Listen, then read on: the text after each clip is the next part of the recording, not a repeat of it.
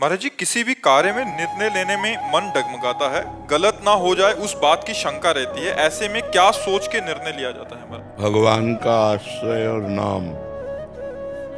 अगर नाम जप करोगे तो तुम्हारे अध्यात्म बल की वृद्धि होगी। अध्यात्म बल जब बढ़ता है तो बुद्धि प्रवीण हो जाती है। जब बुद्धि प्रवीण होती तो एक सेकंड में निर्णय कर देगी ठीक है कि नहीं ठीक है। तो आश्रय भगवान का कि भगवान सर्वज्ञ हैं। हे भगवान, हमारे अंदर प्रेरणा करो, ये कार्य करूं या न करूं। भगवान से प्रार्थना, भगवान का आश्रय और नाम जप, तो सही निर्णय एक सेकंड में आ जाएगा।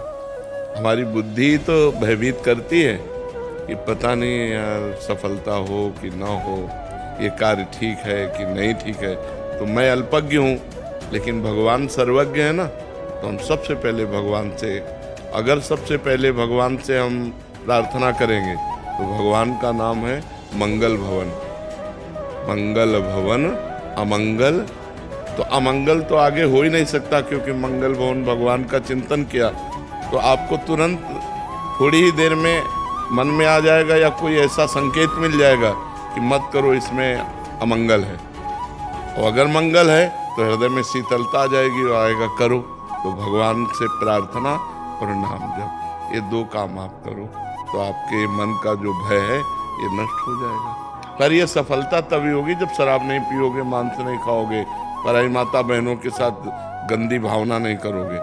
अगर ये परहेज नहीं है तो फिर दवा काम नहीं करेगी। परहेज ठीक है। शराब पीते हो? कभी कभी।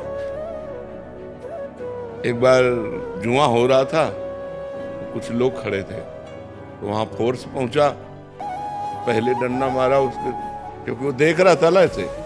तो उसने कहा यहाँ क्यों खड़े हो? बोले देख रहे थे। बोले साहब पहली बार आए। बोले सब कहते पहली बार आए ऐसे सब कहते हैं। तो गलत काम कभी कभी करो या रोज करो, गलत गलत है। अगर आज आप यहाँ आए हो तो भगवान की आप पर कृपा है, क्योंकि बिना भगवान की कृपा के साधु संग नहीं मिलता। अब मोहि भा भरोसा अनुमंता, बिनु हरि कृपा मिले नहीं संता। तो कुछ तो ले लो और कुछ दे दो। ज्ञान ले लो और दुर्गुण दे दो। तो नियम लो आज से कि आप शराब नहीं पियोगे। पक्का? मौन हो के नहीं? जी पक्का गुरुजी। हाँ, आज से शराब नहीं पियोगे। भगवान से प्रार्थना करते हुए, नाम जप करते हुए अच्छे बनो। क्यों गलत कार्य करो? रोज पीते नहीं हो, कभी कभी क्यों गंदगी को स्वीकार करो? गंदगी ही है जिसे शास्त्र विरोध करता है।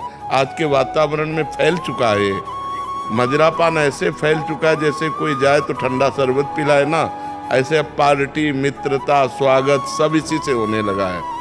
जब छोटे थे ना गुरुजी तो ऐसा लोग कहते थे कि भाई इससे बात मत करो, ये शराब पीता है। अब कहते हैं कि भाई इससे बात मत करो, ये शराब नहीं पीता। हाँ बिल्कुल बिल्कुल। ये क्या है गुरुजी कि दिल्ली शहर में तो सोशलाइज होने के लिए ऐसा एक वो हो गया है कि आपको जाना है और आपको गिलास पकड़ना है, और आप चाहे पियो मत पियो पर आपको गिलास। एक हम कथा सुना दे तो तुम्हारा उत्तर बहुत बढ़िया इस बात का आ जाएगा। ब्रह्मा जी के 4 पुत्र हैं। वैसे तो सब सृष्टि ही है, सतयुग, त्रेता, द्वापर और कलयुग। जब नरक की सृष्टि हुई तो ब्रह्मा जी ने सतयुग से कहा जब तुम्हारा राज्य आएगा बेटा तो नरक की तरफ भी ध्यान रखना, क्योंकि वो खाली नहीं रहना चाहिए। उनका हमारे राज्य में कोई नरक नहीं जाएगा। त्रेता से कहा तो उनका बड़े भैया जिस मार्ग में चलेंगे उसी मार्ग में हम चलेंगे।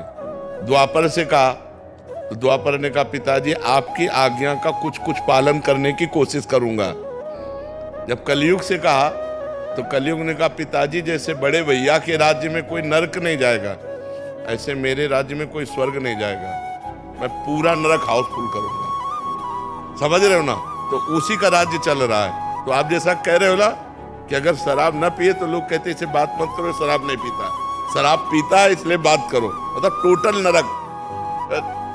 कलयुग ने वादा किया है, कलयुग ने वादा किया कि कोई भूल चूक से भगवत प्राप्ति कर ले या स्वर्ग चला जाए, नहीं सीधे हम पूरा नरक हाउसफुल करेंगे। तो देखो, शराब पीना, पराई स्त्री से व्यभिचार करना, मांस खाना, चोरी करना, जुआ, घूस, अपराध प्रवृत्ति ये बढ़ती चली जा रही है। आप देखो ना, बिल्कुल नॉर्मल हो गई है। बिल्कुल। तो भैया कलयुग वाली बात सच्ची मत करो कि यार सब हाउसफुल हो जाएंगे, नहीं, कुछ तो बच लिए जाए, कुछ तो आप बच जाओ, क्योंकि अच्छे आदमी हो, आपको भगवान ने सत्संग दिया, वृंदावन धाम आए, साधु संग किए, तो आपका दुर्गुण छूट जाना चाहिए। तो आज से नियम ले लो कि आप शराब नहीं पियोगे, और आप ही न ले यार, जितने बैठे उतने सब ले लो। गंदे आचरण काहे को करो, उससे कोई लाभ, एक लाभ बता दो हमको। अगर एक भी लाभ हो तो हम उसको छोड़ने की कोशिश करें। हमारे शास्त्रों में तो निषेध है ही, लेकिन प्रगट में भी एक भी लाभ हो तो, किसी भी तरह की अगर अच्छाई होती तो हम उसको सपोर्ट करते। एक भी अच्छाई नहीं, और अंदर जाकर के हमारे किडनी को, हमारे लीवर को, हमारे दिल को, हमारी आंतों को नुकसान पहुंचाती है, जिसमें मृत्यु निश्चित हो सकती है। ऐसे व्यसन को क्यों किया जाए जिसमें हमारे अंगों की हानि हो, पैसे की हानि हो, बुद्धि की हानि हो, और समाज भी हंसता है जब कोई ज्यादा नशे में हो जाता है, ऐसे पड़े दिखाई देता है तो समाज हंसता है। तो इसलिए हमें लगता है भाई इसे छोड़ दो, ठीक है, और भगवान का आश्रय लो, नाम जप करो, अच्छे आदमी बनो, बुरे आदमियों की संगति से बचो, नहीं तो बहुत हानि हो जाती है। और आजकल बहुत बुराइयां बढ़ रही हैं। अगर अध्यात्म से कोई जुड़ा नहीं है तो उसमें बुराइयां ही बुराइयां भरती चली जाती है। जरा जरा सी बात में लड़ जाना, जरा जरा सी बात में एक दूसरे की हत्या तक कर देना, मतलब बहुत ही निकृष्ट बुद्धि बढ़ रही। बुद्धि कितना निकृष्ट हो रही। जो भाई हमारे माँ के गर्भ में यार हाथ दो हाथ ले जा, तो यार छोटा है या बड़ा है, क्या फर्क पड़ता है, तू मेरा भाई है। भ्रातृ प्रेम नहीं रह गया, पति पत्नी में प्रेम नहीं रह गया, पिता पुत्र में प्रेम नहीं रह गया। कितना मतलब ऐसे आचरण फैल रहे हैं जो सुने नहीं जा सकते।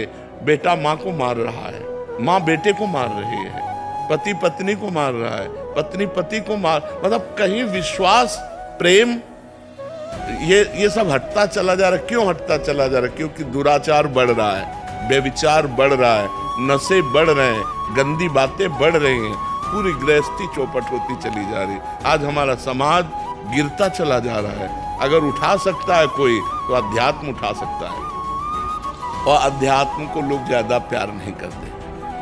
मतलब ऐसे गिने चुने आप लोग हैं जो अध्यात्म सुनने आए हैं, नहीं तो अध्यात्म को कोई ज्यादा कदर नहीं करता। कदर करता है रुपया कैसे आवे, कुछ भी करना पड़े।